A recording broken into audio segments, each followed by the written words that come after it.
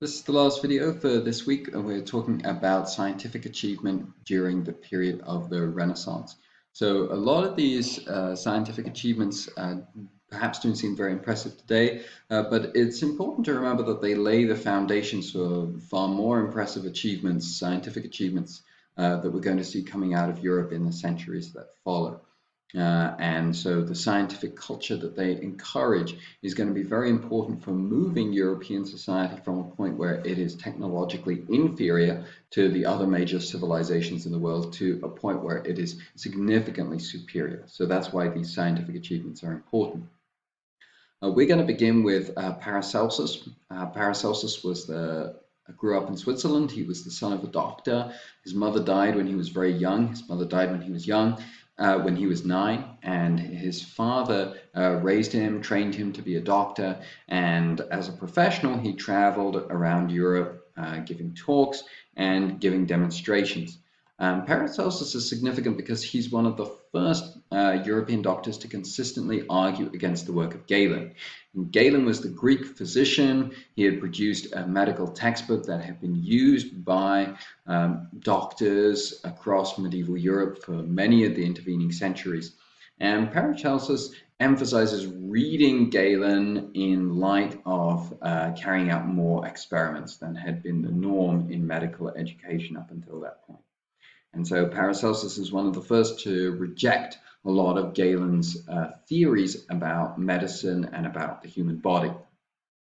And instead, Paracelsus emphasizes using chemistry to create drugs and remedies for illnesses. This is significant because it's kind of the beginnings of a chemical industry for healthcare. It's a movement away from some of the more natural remedies that had been typical up until this point.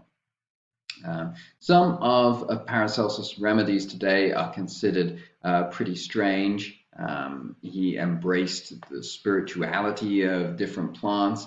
The shape of a plant was supposed to match the shape of the body part that you were using to treat it. These medical theories aren't really considered credible today, but Paracelsus' efforts to develop chemical remedies, his efforts to encourage experimentation were important advances for the medical field. Vesalius is a still more major figure in the history of medicine than Paracelsus.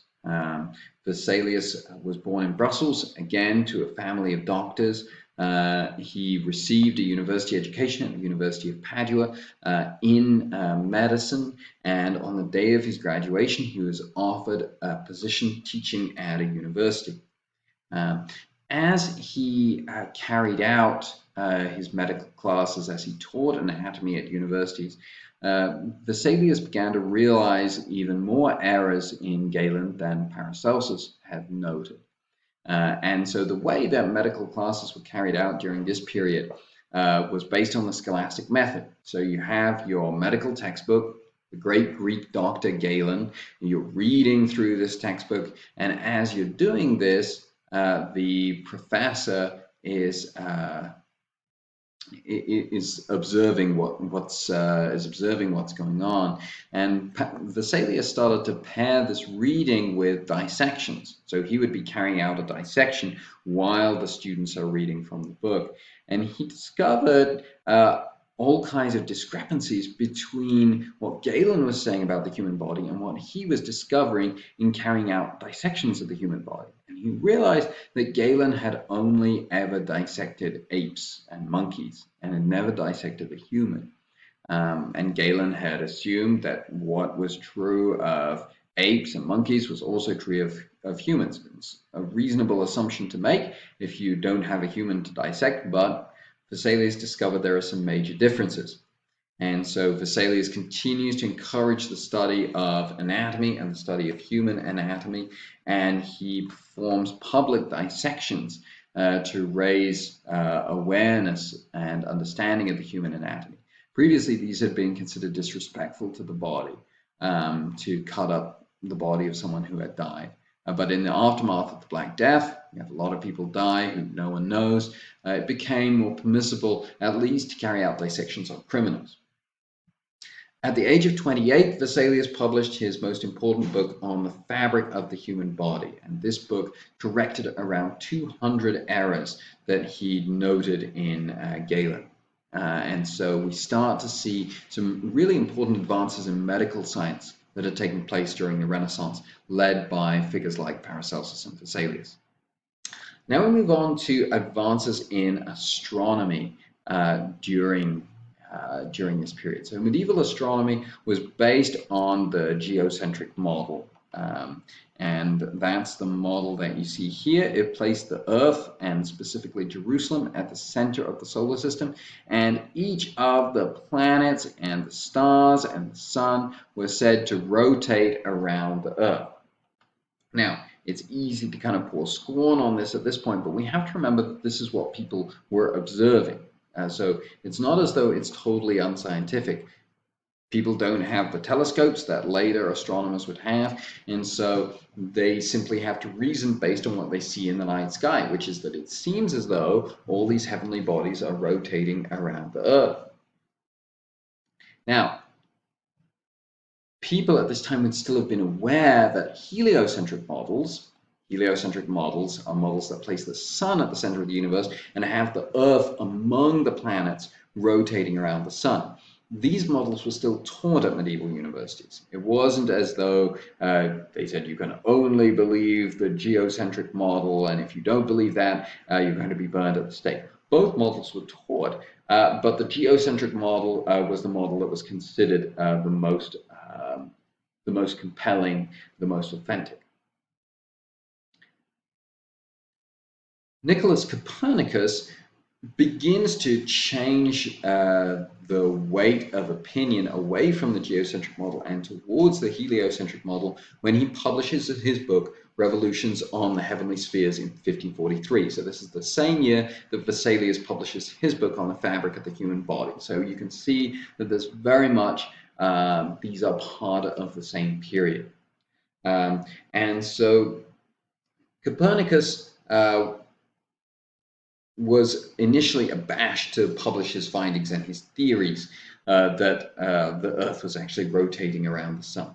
But he was encouraged to do so by the Pope, and he did so right before he gave a series of lectures. Then he turned the lectures into a book, and then he published them right before he died. And in this book, Copernicus argued three major theses. First, that all spheres rotate around the sun. The Earth is the center of the moon's orbit, and the changes that we observe are caused by the Earth's motion rather than the motions of the stars and the planets. Now, all of this had been theorized before. Like I said, there are heliocentric models. We go as far back as ancient Greece. What Copernicus is doing that is new and different is that he's using mathematics and geometry to predict the movements of the movements of the stars and the movements of the planets. And so the idea is that by predicting these movements, he is able to make his model more compelling. However, Copernicus made a lot of errors, and the chief errors stem from the idea that the orbits of the planets and the stars around the sun, and of course now we know that the stars don't rotate around the sun, that these orbits were perfectly circular. Now we know that the orbits are elliptical, and planets move more slowly as they're close to the sun, and then their orbits move out of a circular pattern as they get further away from the sun until they get drawn back by the sun's gravity. Now, the problem with this for Copernicus is that it means that his predictions are wrong. And so this means he has to suggest that the planets kind of loop in position until they get to the position where his calculations and observations line up and intersect with each other. And so there's no proof of this at all, that the planets are rotating on the spot until they get to a certain point.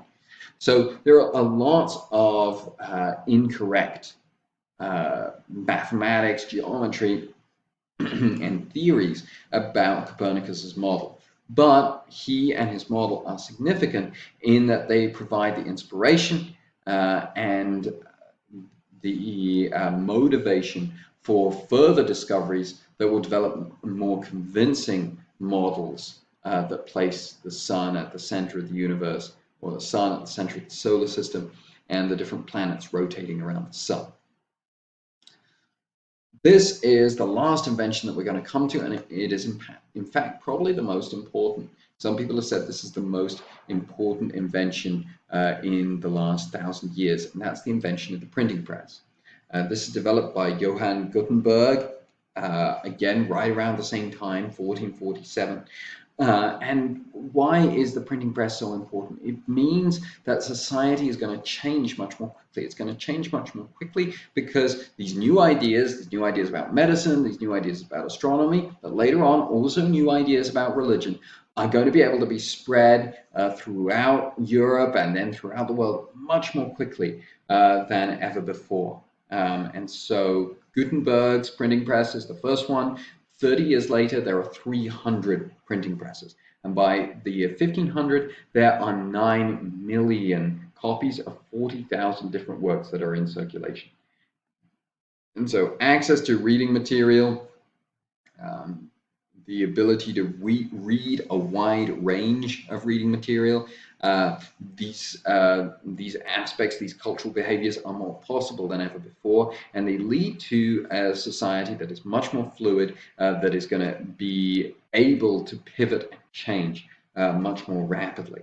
And so these scientific achievements, medical achievements of Paracelsus and Vesalius, astronomical achievements of Copernicus, and the invention of the printing press by Gutenberg place European Renaissance society in a position to both become more fluid and also to become more influential throughout the world. Now, that's all the material I have for this week. I'll see you next time.